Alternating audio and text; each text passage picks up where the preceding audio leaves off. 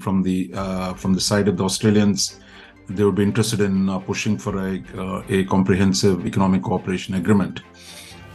And India, generally has been slow on these things, but it's quite that what we did with Australia was quite a fast track. It remains to be seen whether India is ready for a deeper economic integration.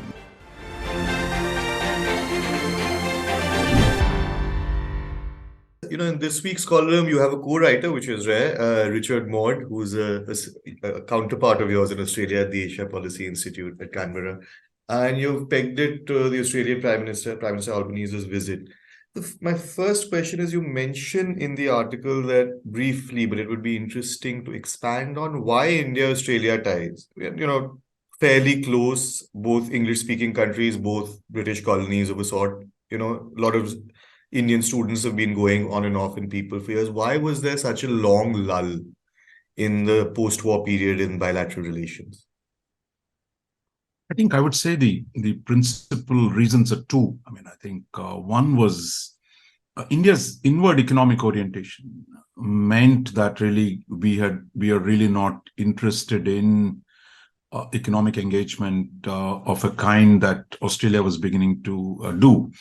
Because even Australia had a closed economy, but by the late 60s, they had opened up their economy and they were looking for economic partners. And India was not ready till the 91, 92 period to really engage in commerce and connectivity of the kind that the rest of the world was doing.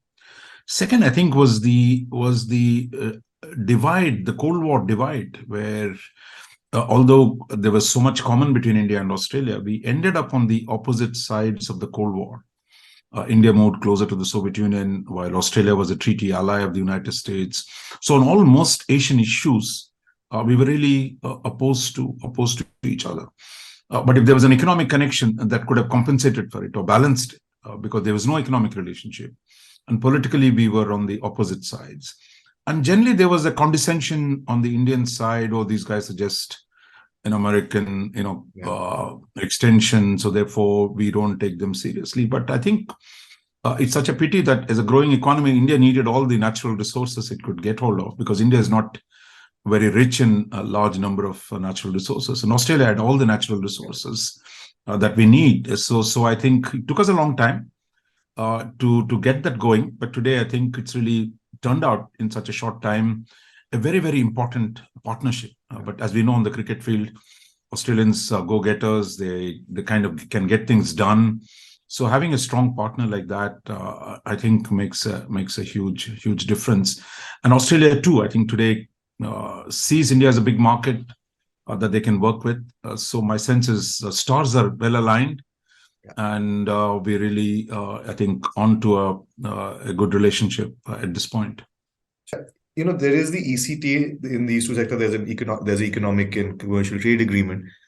How do you see the Prime Minister's visit building on that? What would be the kind of outcome it's a summit level visit after this long? What is the kind of, even if it's a small outcome, that we should be looking for from the visit? Yeah. No, I think the ECTA, the ECTA, is really still not a full FTA. Not a full free trade agreement. So I think from the side of the Australians, they would be interested in pushing for a comprehensive economic cooperation agreement. And India, generally has been slow on these things, but it's quite that what we did with Australia was quite a fast track. It remains to be seen whether India is ready for a deeper economic integration. Second, I think on the mineral sector, that India needs these resources. Australia is willing to let India invest in Australian mines. So it's not just they want to sell us. They're saying, look, come and invest in Australian mines. I think there could be some deals, where some Indian companies might actually invest in the production of rare earths there. So I think we're really talking about not just buying and selling, but India acquiring natural resource assets in Australia.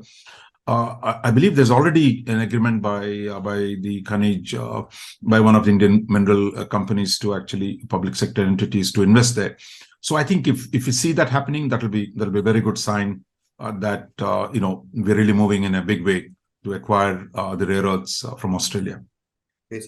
So finally, I mean, everyone should read the piece. As it has a lot more than what we're discussing now. But my final question is on the IndianExpress.com, of course, and probably in the description wherever you're reading this, watching this video. One of the responsibilities for India, Australia, also vis-a-vis the Quad, is to sort of reassure ASEAN, because China has been on this Asian NATO kind of propaganda against the Quad, to reassure ASEAN, with which both countries have very deep economic ties, Australia perhaps even more so than India, to reassure them on that it is not strategic alone. This is not a military alliance. It's something to cooperate with the countries in there.